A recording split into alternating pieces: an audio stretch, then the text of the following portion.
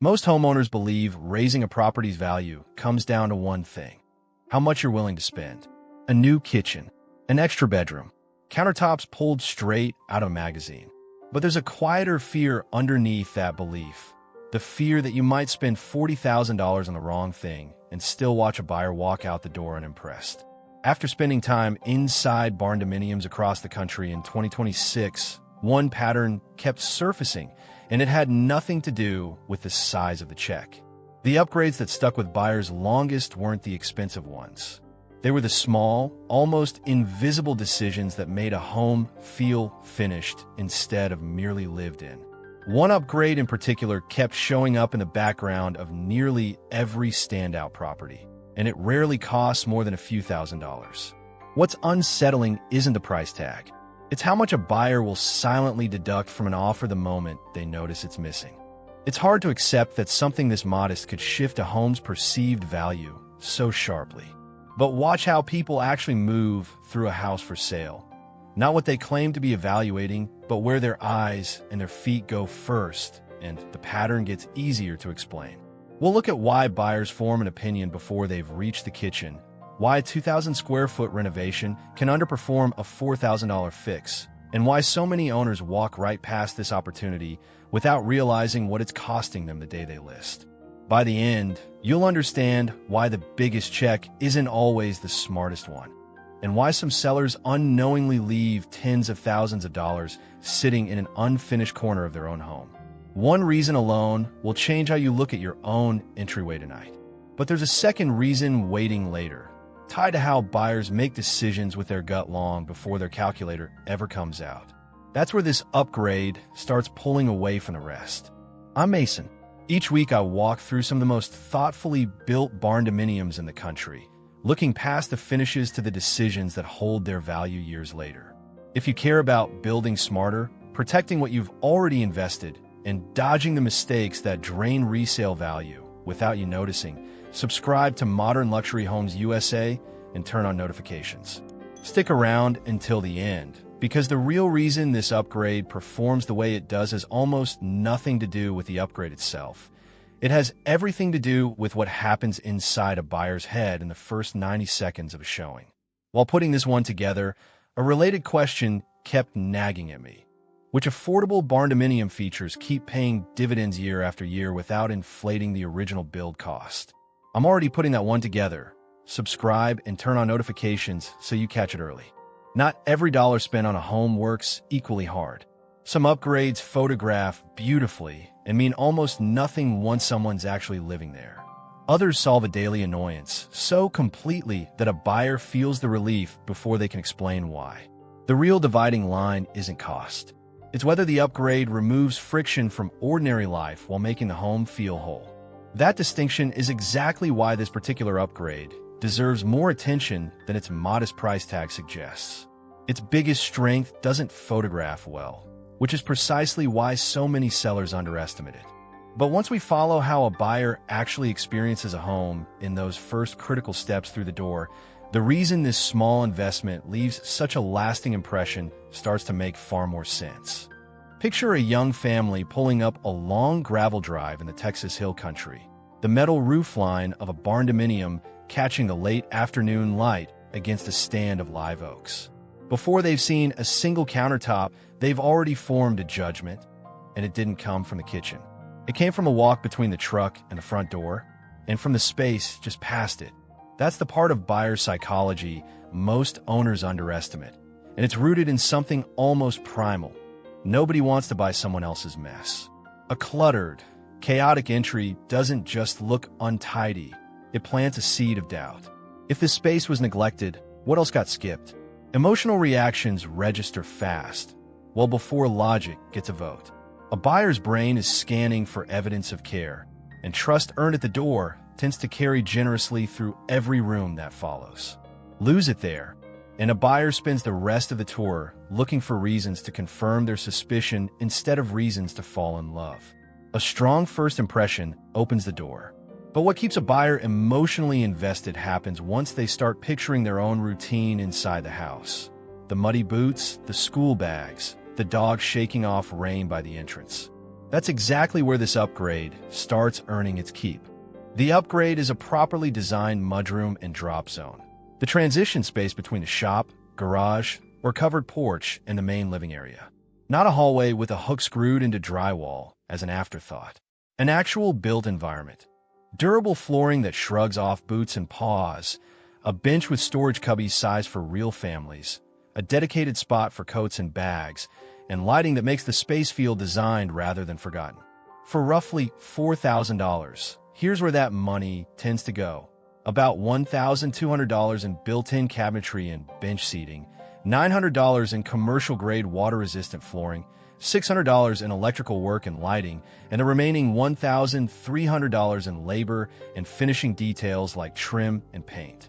Modest by construction standards, but it's commonly skipped in Barndominium builds precisely because these homes connect directly to a shop or barn, and builders tend to finish the barn doors and the great room, while treating the in-between space like a coat closet that never got invited to the design conversation.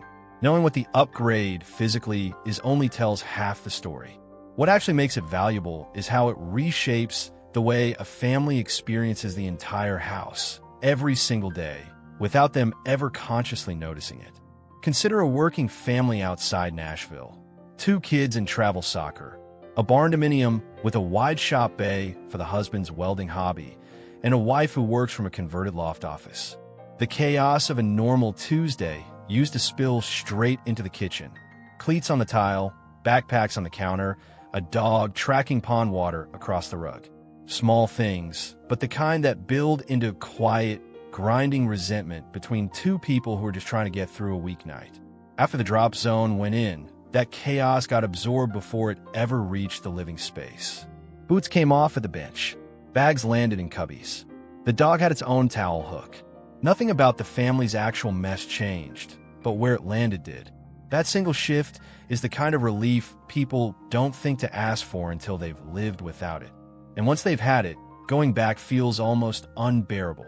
Those everyday conveniences already justify the investment on their own. But there's a second advantage that doesn't surface until years later, right around the moment a homeowner decides to sell. Modern buyers, especially those moving from suburban tract housing into rural or barndominium living, arrive with a quiet checklist shaped by builder-grade expectations.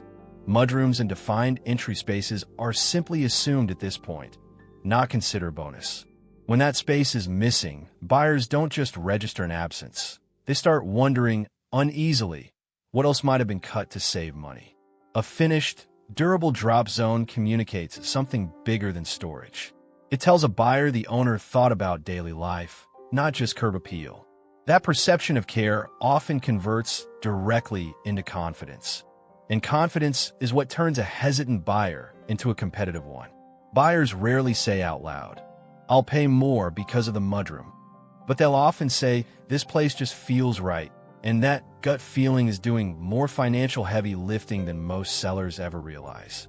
That explains the emotional response. But understanding why it can move the needle on resale value specifically requires looking at one more piece most homeowners never stop to consider. Here's where the math starts to separate this upgrade from almost everything else on a renovation list.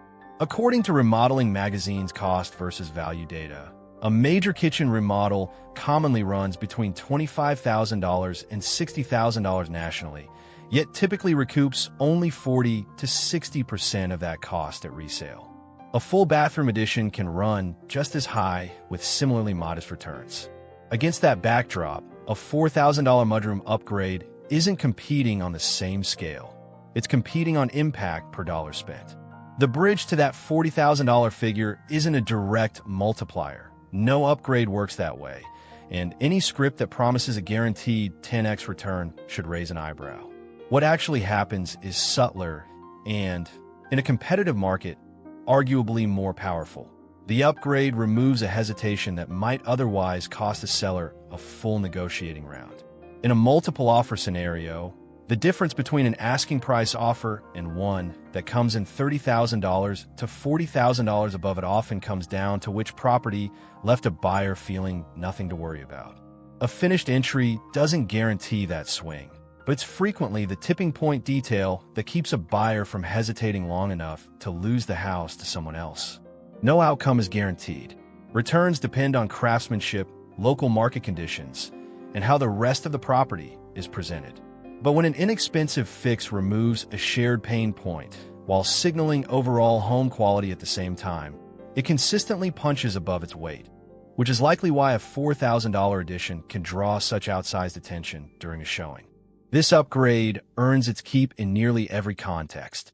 In new construction, it costs a fraction of what a retrofit would later, since plumbing, framing, and electrical are already being planned around it. In existing homes, it's one of the few renovations that doesn't require tearing into major structural systems. Retirement properties benefit from the added organization underfoot. Investment and rental properties benefit from flooring and cabinetry built to survive tenant turnover. And for growing families, it may be the single space in the entire house absorbing the most daily wear. The most common misstep is treating the space as an afterthought instead of a designed room. A hook-on drywall, standing in for a built-in bench.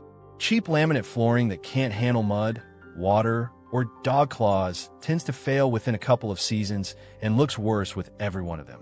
Overspending is just as real a risk. Custom millwork and imported tile can quietly turn a $4,000 upgrade into a $15,000 one without adding proportional value in return. And skipping proper ventilation or moisture-resistant materials in a space built to handle wet boots and rain gear invites the exact kind of problem that surfaces during a home inspection at the worst possible moment in a sale. Families with kids and pets sense the daily difference almost immediately. Retirees appreciate the reduced clutter and easier upkeep. Investors like the durability and broad buyer appeal. Long-term homeowners get years of daily convenience before they ever think about selling. And future sellers inherit a space that does part of the selling for them before a single negotiation ever starts. If this is changing how you think about where real value actually comes from, a quick like helps this reach other homeowners weighing the same decisions. And it keeps me digging into ideas like this one. If you had $4,000 to put into one upgrade on your own Barndominium, where would it go and why? I read every answer, and they usually teach me something I hadn't considered. This topic kept leading to a bigger question. Which affordable Barndominium features keep adding value year after year without inflating the original build cost? That's the video coming next. Subscribe and turn on notifications to catch it early. So here's the full picture. A modest, well-built mudroom and drop zone earns its reputation not because it's glamorous, but because it removes a frustration nearly every buyer recognizes on site, while signaling that the rest of the home was built with the same care. That combination, practical relief plus perceived quality, is often what turns a good showing into a competitive one. Whether it adds $4,000 in cost and returns closer to $40,000 in perceived value depends heavily on craftsmanship, the surrounding market in 2026, and the buyer standing in that doorway. But the pattern holds often enough to take seriously and rarely costs enough to ignore. Looking at this upgrade again, one lesson stands out. Lasting value isn't created by spending more, it's created by deciding better. The improvements buyers remember are rarely the loudest ones. They're the ones that quietly make an ordinary Tuesday easier. In the end, thoughtful design will almost always outshine unnecessary extravagance. I'm Mason, and thank you for spending part of your day with me. I hope this gave you a fresh way to look at your own entryway, your own daily routine, and where real value might be hiding in plain sight. If one idea here stuck with you, tell me about it in the comments. Until next time, remember, a smarter home doesn't begin with a bigger budget. It begins with better decisions.